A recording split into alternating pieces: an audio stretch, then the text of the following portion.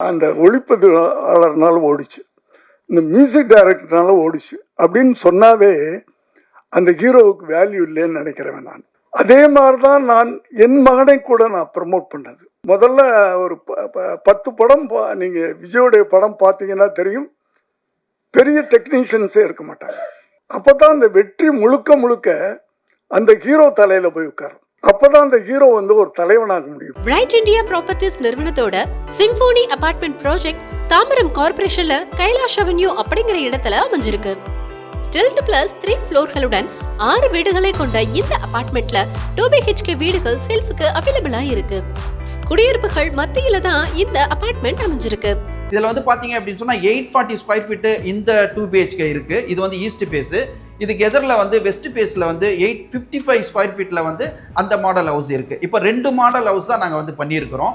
இதனுடைய ரேட் வந்து பார்த்தீங்க அப்படின்னு சொன்னால் water, EB, GST and lift, drainage, இது எல்லாமே ஃபுல் பேக்கேஜாக வந்து உங்களுக்கு சொல்லிடுறேன். 55 lakhs வந்து நாங்கள் வந்து ஃபிக்ஸ் பண்ணியிருக்கிறோம்.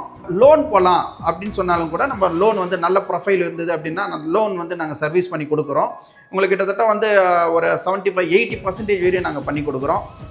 நீங்களும் இந்த அபார்ட்மெண்ட்ல சொந்த வீடு வாங்க ஆசைப்பட்டா வீடியோல ப்ளே ஆகுற மொபைல் எண்ல பில்டரை டைரக்டா கான்டாக்ட் பண்ணுங்க. சாதாரண மாணவர்கள் பண்ண படம், பெரிய பெரிய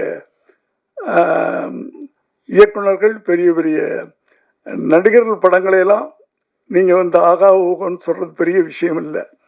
அந்த படங்களுக்கெல்லாம் வந்து விளம்பரம் தேவையில்லை. ஏன்னா அவங்கெல்லாம் ரசிகர்கள் வச்சிருக்காங்க, ரசிகர்கள் பட்டாளம் இருக்கு. நீங்க விளம்பரம் கொடுத்தாலும் கொடுக்கலைனாலும், ஆனால் இப்படிப்பட்ட படங்களுக்கு நீங்கள் ப்ரமோஷன் பண்ணணும். உங்களுக்கு பிடிச்சா, நான் திரும்ப சொல்றேன், நல்லா இல்லாத படத்தை ப்ரமோட் பண்ண வேண்டாம். படம் நல்லாக இருந்தால் இந்த படத்தை நீங்க ஓட்டி காட்டணும். அது உங்களை நான் கேட்டுக்கிறேன். ஜென்ரலாகவே நம்ம வந்து ஒவ்வொரு உங்களுக்கு கேட்டு கேட்டு புளிச்சு போயிருக்கும் ஒரு டைலாக். சினிமா விழாக்களில் பொண்ணு வித்தியாசமான படம், இதுவரைக்கும் நீங்க பார்க்காத படம், இந்த வார்த்தையை எல்லாருமே சொல்லி நீங்க கேள்விப்பட்டிருப்பீங்க. ஆனால் என்னுடைய சினிமா வாழ்க்கையில் 45 வருஷத்துக்கு மேல ஆயிடுச்சுன்னு நினைக்கிறேன். 80ல், ஆமா கரெக்டா 45 வருஷம். நான் முதலாக வித்தியாசம் என்பதை உண்மையிலேயே சத்தியமா சொல்லக்கூடிய ஒரு கதை இந்த வித்தியாசமான கதை. இதை வந்து நீங்க இன்னும் அடுத்த வாரம் படம் பார்க்க போறீங்க, அப்ப நீங்களே சொல்லுவீங்க. பல விதத்துல இது வித்தியாசம். ஏன்னா அந்த படத்துல நாய் தான் ஹீரோ. ஒரு ரிவெஞ்ச் எடுத்து ஒரு படம் பெரிய ஹிட் ஆயிருக்கு. ஒரு யானை ரிவெஞ்ச் எடுத்து ஒரு படம் பெரிய ஹிட் ஆயிருக்கு. ஒரு பாம்பு ரிவெஞ்ச் எடுத்து, நாய்னா தமிழ்ல என்ன, நீயா, பெரிய ஹிட் ஆயிருக்கு. இதுல ஒரு நாய் ரிவெஞ்ச் எடுக்குது மனுஷன் மேல. தன்னுடைய போராட்டத்துக்கு கோர்ட்டு படி வரைக்கும் ஏறுது. இதுதான், இது ஒரு வித்தியாசம். ரெண்டாவது, இந்த படத்துல ஹீரோ கிடையாது, ஹீரோயின் கிடையாது, டுயட் கிடையாது, டான்ஸ் கிடையாது. இது ஒரு வித்தியாசம், உண்மையிலே வித்தியாசமான படம். அதுக்காக சொல்றேன். சும்மா நாங்க வித்தியாசமான படம் அப்படின்னு சொல்லலை. ஒரு ஹீரோ கிடையாது, ஹீரோயின் கிடையாது, ஒரு டுயட் கிடையாது, ஒரு டான்ஸ் கிடையாது. அடுத்ததுல நடிச்சவங்க பூரா பாத்தீங்கன்னா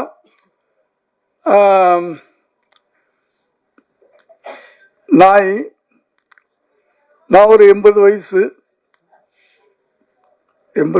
குறைச்சு சொல்றேன், பரவாயில்ல.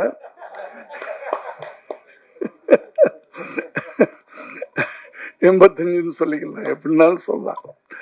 கடவுள் இன்னும் என்ன கொண்டாந்து இங்க நிறுத்தி வச்சிருக்கிறாரு, அவருக்கு நன்றி.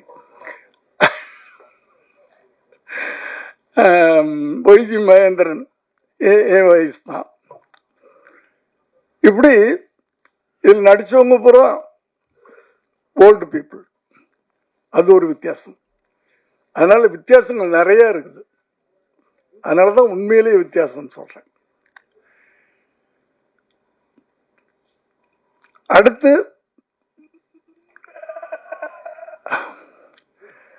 என்னை பத்தி எல்லாரும் பேசுனாங்க. அது வந்து எனக்கு கடவுள் கொடுத்த ஒரு கிஃப்ட். ஓடிக்கிட்டே இருக்கிறேன், அதனால ஏதோ ஆக்டிவா இருக்கேன், அவ்வளவுதான். அடுத்தது மனசு சந்தோஷமா வச்சிருக்கிறேன் எப்பவுமே. எந்த எதையும் பாரத்தை தலையில போட்டுக்கிறது இல்லை. கடைசி வரைக்கும் உழைச்சிக்கிட்டே இருக்கணும். அதுக்கு என் கூட இருக்கிறவங்களாம் எனக்கு ஹெல்ப் பண்ணிக்கிட்டு இருக்கிறாங்க. நான் ஆஃபீஸுக்குள்ள நுழையும் போது எல்லாரும் இருக்கணும்னு ஆசைப்படுவேன். ஒண்ணுமே வேலை இல்லைனாலும் அவங்களோட பேசிட்டு இருப்பேன், ஏதோ ஒன்று பண்ணிக்கிட்டு இருப்பேன். ஏன்னா வீட்டில் உட்காரக்கூடாதுன்னு நினைப்பேன். நான் உட்கார்ந்தா படுக்கணும்னு தோணும், படுத்தா எந்திரிக்க முடியாது. அப்புறம் அவ்வளவுதான், ஈஸியர்ல அந்த வாழ்க்கையெல்லாம் வேணாம் அப்படின்னா அந்த காலையில் 9 மணிக்கு ஆஃபீஸ்க்கு வந்துடுறது. அப்படி அடுத்து ஒரு பெரிய வித்தியாசம், இந்த இன்னைக்கு ஃபங்க்ஷன்ல எங்களுடைய படத்தில் சம்பந்தப்பட்டவங்க மட்டும்தான் மேடையில் இருக்கிறோம்.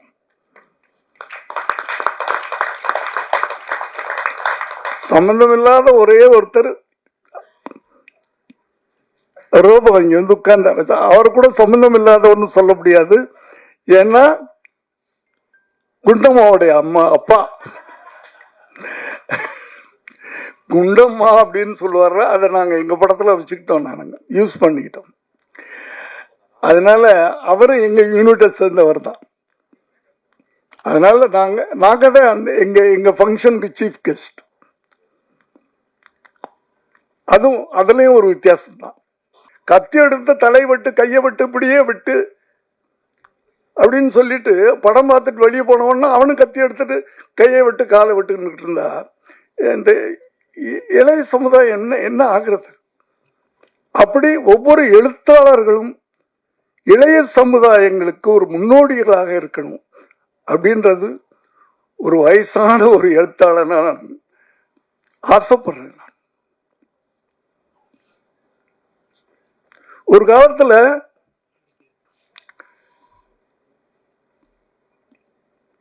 வில்லன்னா இப்படிதான் இருப்பான். ரேப் பண்ணுவான், கொலை பண்ணுவான், 10 பேரை வெட்டுவான், அப்படித்தானே இருந்துச்சு. அதை பூரா இப்ப கதாநாயகர்கள் பண்றாங்க. யாரு வில்லன் யார் கதாநாயகனே தெரிய மாட்டேங்குது படம் பார்க்கும்போது. இல்ல நான் உண்மையில நீங்க யாரும் தப்பா எடுத்துக்காதீங்க, தப்பா எழுதிடாதீங்க. என்னுடைய உணர்வுகளை நான் சொல்றேன். என் வயசுக்கு நான் சொல்லலாம். ஆகவே நீங்கெல்லாம் நிறைய சூப்பர் ஸ்டார்கள் நடிச்ச படங்களை எல்லாம் பார்த்துருப்பீங்க. இது வந்து இந்த சூப்பர் ஸ்டார் நடிச்சிருக்க படம். நாங்கெல்லாம் சேர்ந்து ஒரு நல்ல, திரும்ப சொல்றேன், ஒரு நல்ல படம் அடுத்த வாரம் நீங்க பார்க்க போறீங்க. எனக்கு நல்ல பேர் கிடைக்கும், நிச்சயமா பேர் கிடைக்கும். இதில் நடிச்ச அத்தனை பேருக்கும் பேர் கிடைக்கும். காரணம் ஒரு வித்தியாசமான கதைக்களம். நன்றி, வணக்கம்.